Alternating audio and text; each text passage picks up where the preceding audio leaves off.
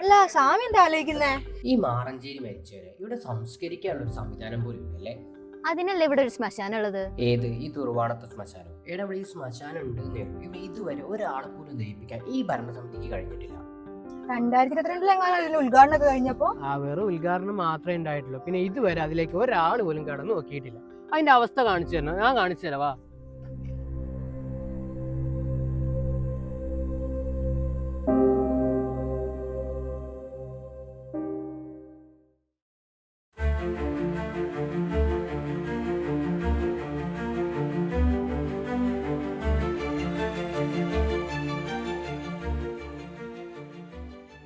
പാവപ്പെട്ടവരായ 1 സെന്റിലും 2 സെന്റിലും ഒക്കെ താമസിക്കുന്നവരുടെ അന്ത്യവിശ്രമത്തിനായിട്ട് UDF member Rohit കൊണ്ടുവന്ന പൊതു ശ്മശാനമാണിത്. 4 നൂറ്റാണ്ടായി ഈ പഞ്ചായത്ത് ഭരിച്ചുകൊണ്ടിരിക്കുന്ന LDF ഭരണസമിതി കടുത്ത വഞ്ചനയാണ് ഈ നാട്ടുകാരോടും മരിച്ചവരോടും കാണിക്കുന്നത്.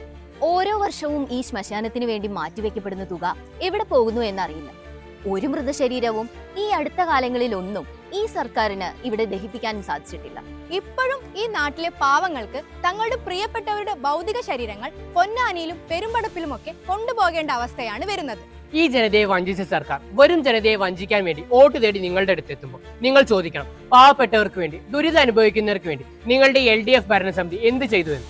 മാറണം ഈ ഭരണം, മാറണം മാറഞ്ചേരി.